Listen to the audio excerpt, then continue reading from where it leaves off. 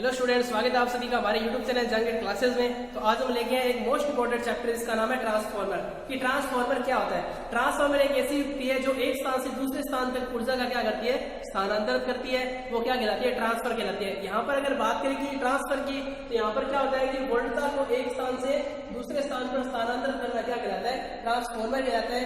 और यह वोल्टता को क्या करता है, स्टेप अप और स्टेप डाउन करता है। यानी स्टेप अप और स्टेप डाउन की बात करें कि यहाँ पर क्या होता है कि वोल्टता को बढ़ाना या फिर घटाने के लिए जो युक्ति या फिर जो उपकरण उपयोग में लाया जाता है उसको क्या बोला जाता है, ट्रांसफार्मर, या फिर बोलते हैं इसको परिणामीकरण। ट्रांसफार्मर को एक ऐसे अन्य शब्द से भी देखा जाता है कि XMER के नाम से भी अपने जानते हैं कि ट्रांसफार्मर, ये भी आपका एक अन्य नाम से जाना जाता है। अगर क्वेश्चन के अंदर अगर बात करें कि X-MER अगर शब्द आ रहा है तो ये आपका क्या है कि ट्रांसफार्मर के अंदर ही बात कर रहे हैं। और परिणामीकरण जिसे हिंदी में बोला जाता है और ट्रांसफार्मर क्या है इंग्लिश में जिसका नाम है।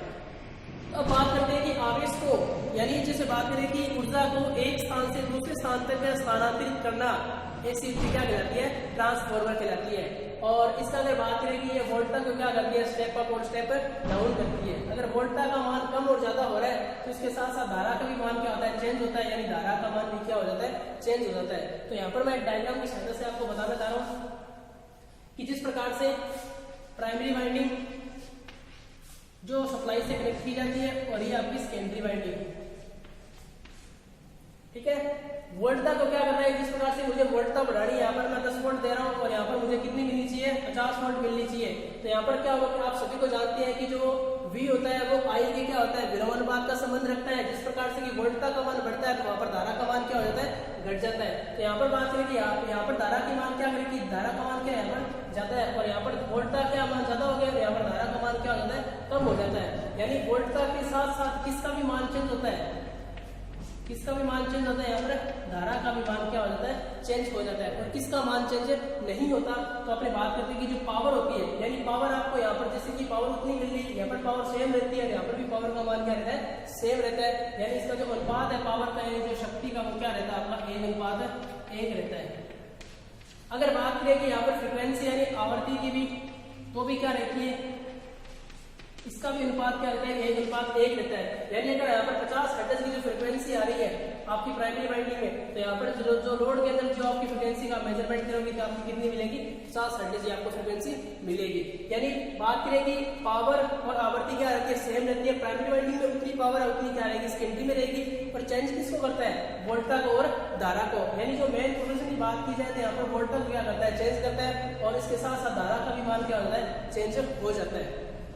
तो यहाँ पर बात करते हैं कि जो आप पहले लाइन लिखेंगे वो यह लिखेंगे कि ट्रांसफार्मर क्या होता है। यानी ट्रांसफार्मर यह एक ऐसी युक्ति है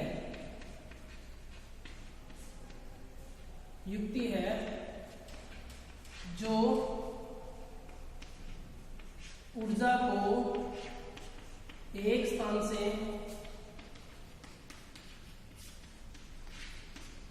दूसरे स्थान तक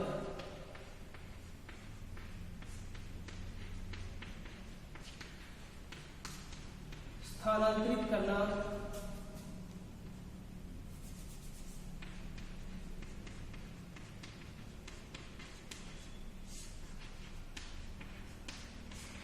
या फिर बोलते हैं ट्रांसफर करना क्या कहलाती है,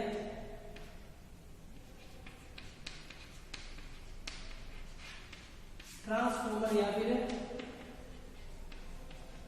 XEMR कहलाती है। यानी पहले ने ये बोला कि ट्रांसफार्मर की अगर डेफिनेशन देखी जाए कि यह ऐसी युक्ति है जो ऊर्जा को एक स्थान से दूसरे स्थान तक क्या करती है, ट्रांसफर कहलाती है। यानी स्थानांतरित करती है, क्या कहलाती है, ट्रांसफर कहलाती है। ठीक है, ये आपको कहलाती है।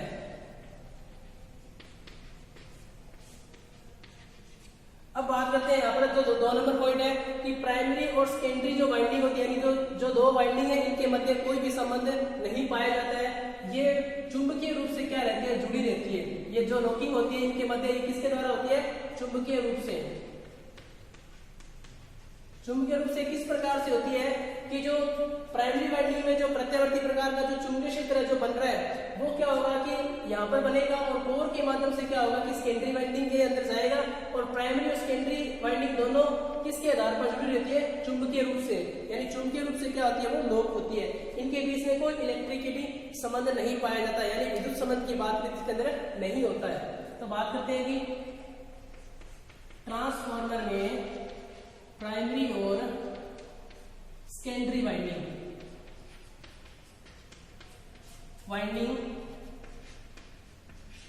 दोनों चुंबकीय रूप से क्या रहती है, जुड़ी रहती है।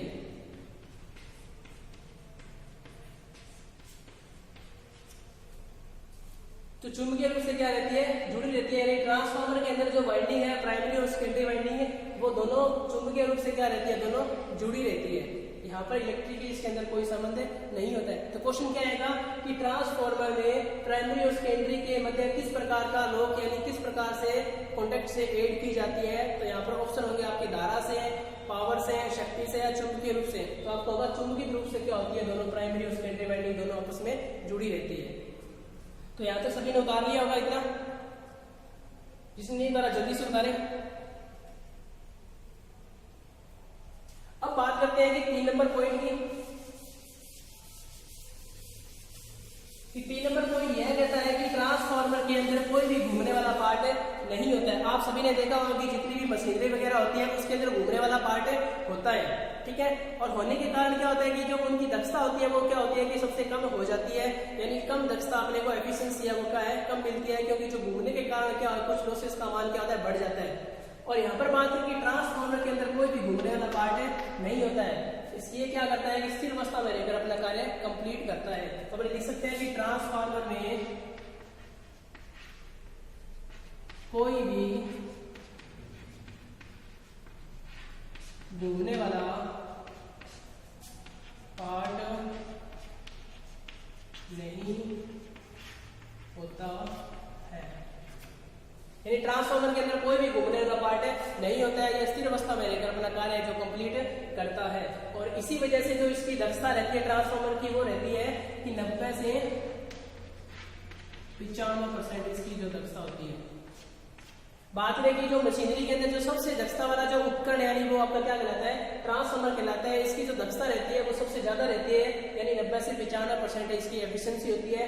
एफिशिएंसी इसकी 90 से 95% होने का जो कारण है वो क्या है कि इसके अंदर कोई भी घूमने वाला पार्ट नहीं होता है। जो घूमने वाले पार्ट से जो लॉसेज होते हैं वो क्या होते हैं, यहाँ पर कम हो जाते हैं। इसकी वजह से क्या होता है कि इसकी जो एफिशिएंसी है वो 90 से 95% होती है। अब बात करते हैं कि यहाँ पर 100 के अंदर क्या होता है कि 5% की अभी भी क्या यहाँ पर क्या है, कमी है। तो कमी की बात करें कि इसके अंदर क्या होता है कि वाइंडिंग लगी रहती है, उसके अंदर कॉपर लॉस भी होता है, आयरन लॉस भी होता है। उसके कारण क्या होता है कि यहाँ पर जो लॉसेज है वो क्या होता है 5% उसके अंदर काउंट हो जाते हैं। इसलिए जो दक्षता होती है इसकी 95% होती है, पूरी 100% नहीं होती है। अब बात करते हैं कि हमारे इसके अंदर अगर बात करें कि ये करेक्शन है कि यहाँ पर जो 95 है वहां पर क्या 97% इसकी दक्षता होती है। 90 से लेकर 97% तक इसकी क्या होती है, दक्षता होती है। अब बात करते हैं कि यहाँ पर जो ट्रांसफार्मर के अंदर है कि ट्रांसफार्मर शक्ति तथा आवर्ती को, ट्रांसफार्मर क्या करता है कि शक्ति और आवर्ती को चेंज नहीं करता है। ट्रांसफार्मर शक्ति और आवर्ती को परिवर्तित नहीं करता है।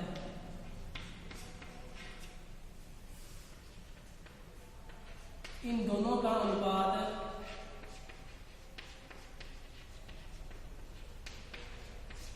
1:1 होता है। अब बात करें कि जो प्राइमरी वाइंडिंग और सेकेंडरी वाइंडिंग है, अगर फ्रीक्वेंसी की बात करें प्राइमरी में क्या है, फ्रीक्वेंसी का हमारा 50 हर्ट्ज है और सेकेंडरी में भी क्या है कि इसका क्या है 50 हर्ट्ज है। तो 50 से जो अपना जो अनुपात है वो क्या आ जाता है कि 1:1 आ जाता है। अगर पावर की बात करें कि यहाँ पर मान लेते हैं कि 20 किलोवाट है तो यहाँ पर भी क्या होगा कि 20 किलोवाट उतनी पावर क्या मिलेगी अपने को मिलेगी और इसका भी अनुपात क्या रहेगा 1:1 रहेगा। तो इसलिए बोला जाता है कि ट्रांसफार्मर नो चेंज करता है, यानी आवर्ती और पावर को नो चेंज करता है। और चेंज किसको करता है, ओनली फॉर वोल्टता को करता है। और वोल्टता चेंज होने के कारण क्या चेंज हो जाती है, यहाँ पर धारा का भी मान क्या हो जाता है, चेंज हो जाता है। उतारिए जल्दी से।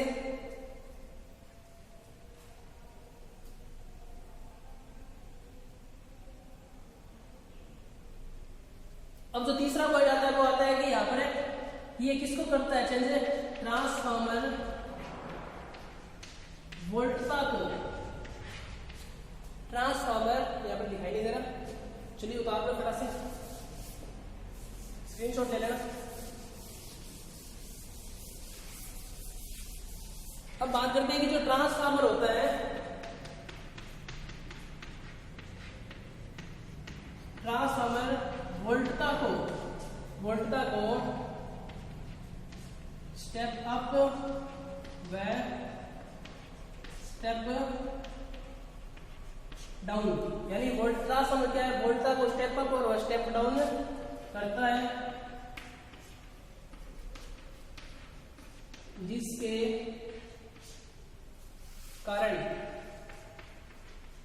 जिसके कारण धारा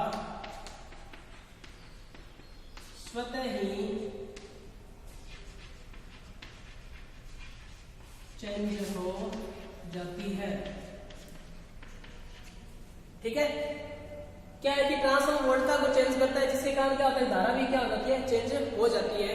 तो ये बात समझ में आ गई आपको, यानी स्टेप अप और स्टेप डाउन का मतलब होता है, स्टेप अप क्या होता है कि वोल्टता को बढ़ाना, यानी वोल्टता को बढ़ाने वाला जो उपकरण वो क्या कहलाता है? स्टेप अप कहलाता है। अगर बात करें कि स्टेप डाउन, वो क्या होता है कि वोल्टता को कमी करना है, यानी कम करना, वोल्टता क्या कहलाती है? स्टेप डाउन कहलाती है। ठीक है, अब बात करते हैं कि आगे जो नेक्स्ट पॉइंट ये कहता है कि जो ट्रांसफार्मर रहता है वो कौन सी धारा पर कार्य करता है। तो मोस्ट इंपोर्टेंट जो आपका जो क्वेश्चन आता है वो आता है कि ट्रांसफार्मर होता है वो किस प्रकार की जो धारा होती है उस पर कार्य करता है। आप सभी ने देखा होगा कि जो धारा होती है वो दो प्रकार की होती है, एक को बोला जाता है एसी धारा यानी अल्टरनेटिंग करंट, और दूसरी क्या होती है? डीसी धारा यानी डायरेक्ट करंट। अल्टरनेटिंग करंट होती है वो क्या करती है कि अपने समय के अनुसार क्या होती है कि चेंज होती है इस प्रकार से, और जो डायरेक्ट करंट होती है वो क्या होती है कि सीधी चलती है अपनी अवस्था में, जैसे कि प्लस में चलेगी वो। ठीक है, तो क्या होती है कि जो ट्रांसफार्मर युक्ति होती है वो एसी धारा पर कार्य करता है, डीसी धारा पर कार्य नहीं करता है। ये क्यों नहीं करता, वो अपने नेक्स्ट क्लास में पढ़ेंगे कि ट्रांसफार्मर। सबसे पहले बात करते हैं कि ट्रांसफार्मर एसी धारा यानी प्रत्यावर्ती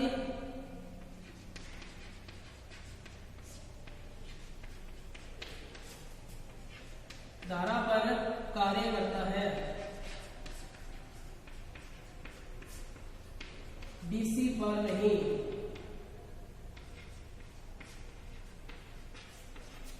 आपसे क्वेश्चन किया गया कि ट्रांसफार्मर किस प्रकार की धारा पर कार्य करता है, तो आप क्या बताओगे कि एसी धारा पर ट्रांसफार्मर क्या करता है? कार्य करता है, डीसी पर कार्य नहीं करता है।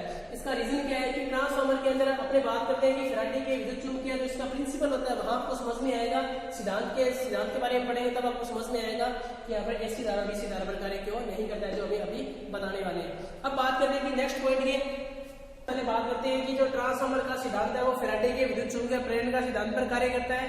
अब बात करते हैं कि जो इंडक्शन होता है, यानी जो फैराडे का जो विद्युत चुम्बकीय प्रेरण होता है वो एसी धारा पर कार्य करता है। फैराडे का विद्युत चुम्बकीय प्रेरण,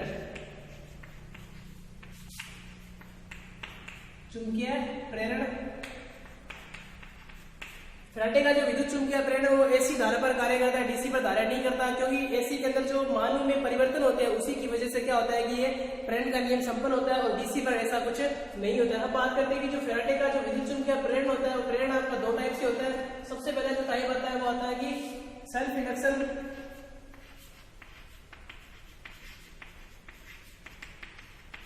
और जो सेकंड पॉइंट आता है वो आता है आपका म्यूचुअल इंडक्शन।